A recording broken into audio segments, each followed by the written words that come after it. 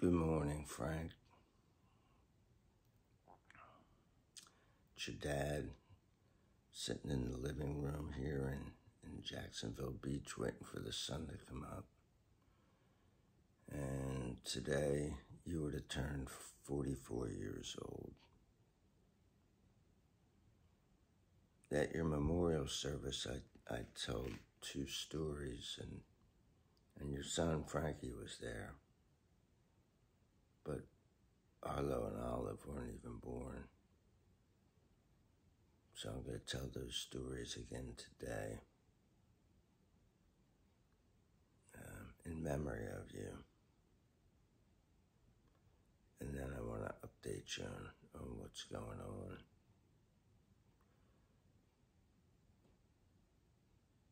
The first time that I met you,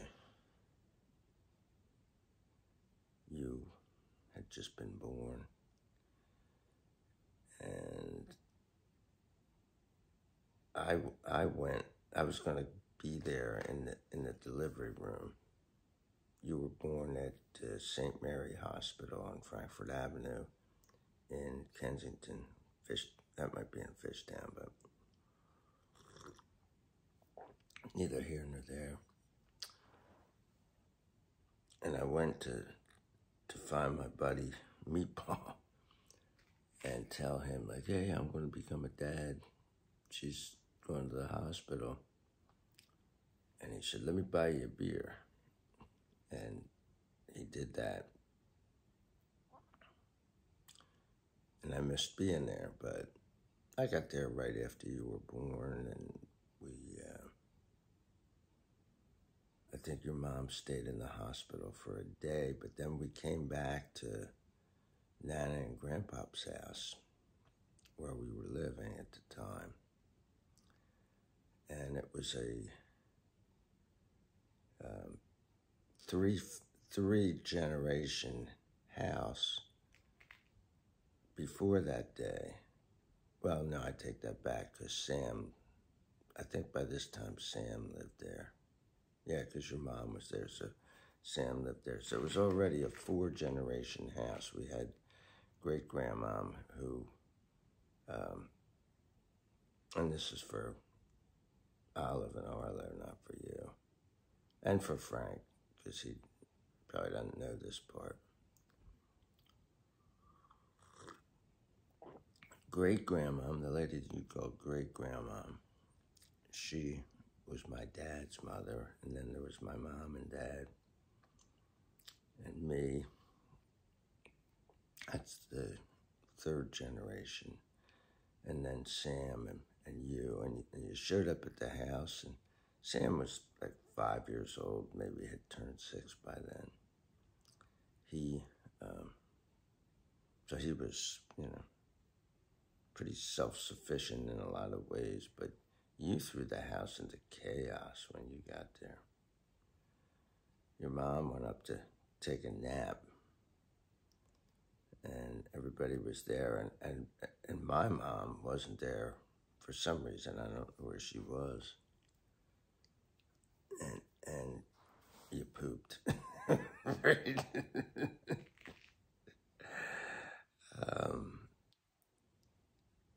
And that was like, oh no. So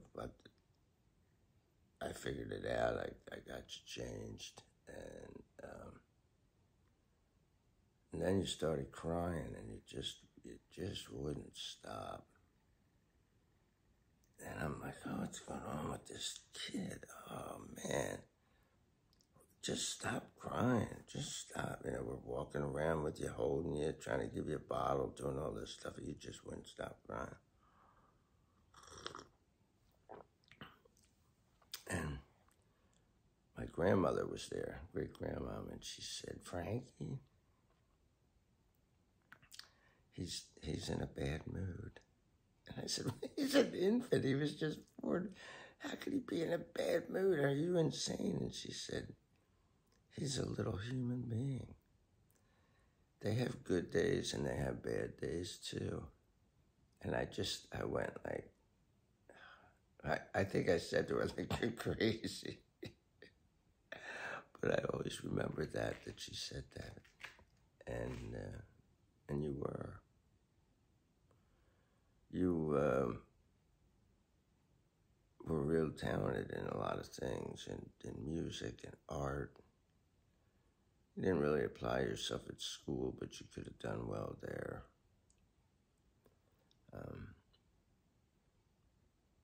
All three of you guys, Sam, brother Tom, and you were all very good at art. I don't know if Sam at music, but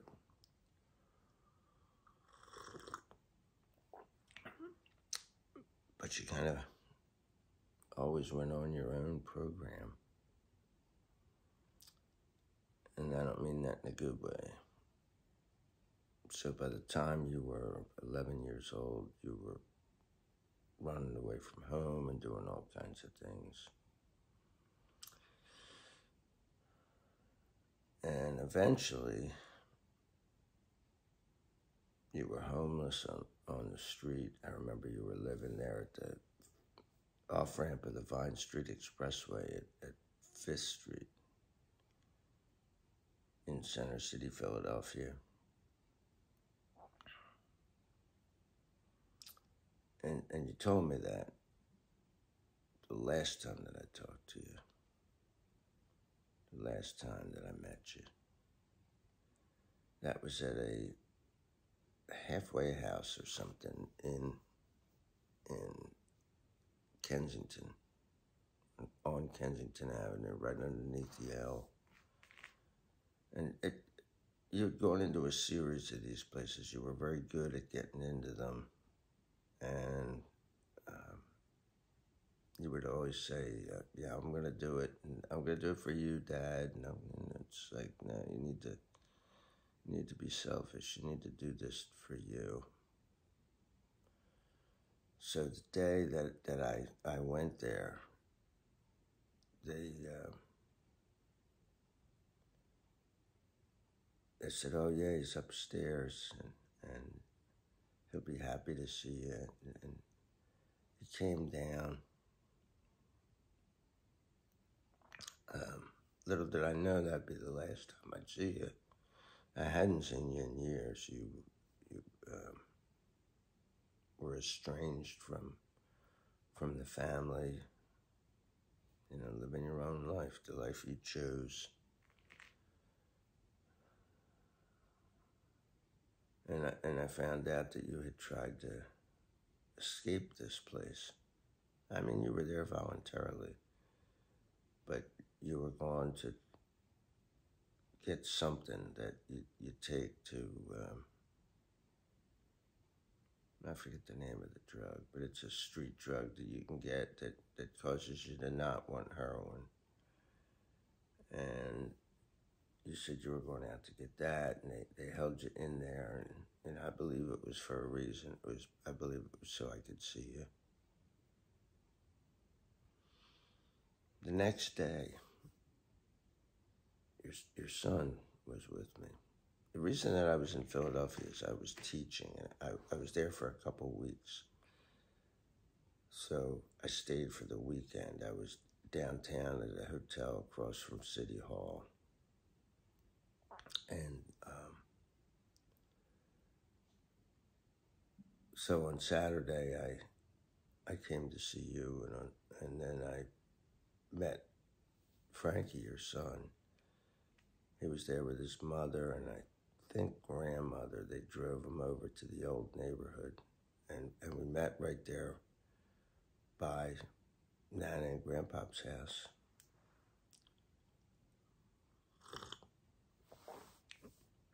And then I took Frank back to the hotel.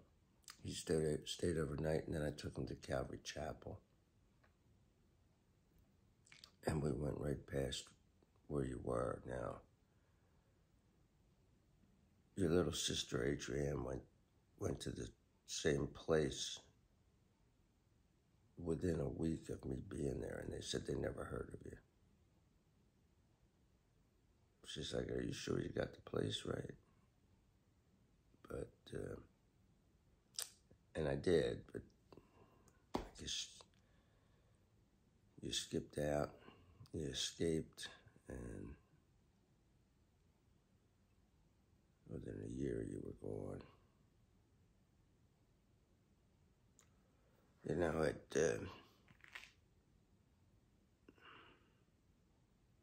trying to think if it gets easier. Yeah.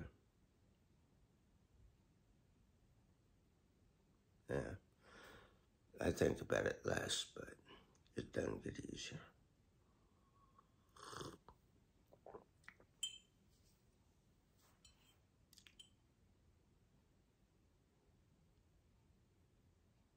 Your son is trying to take after you. So instead of praying for you every day, now I'm praying for him.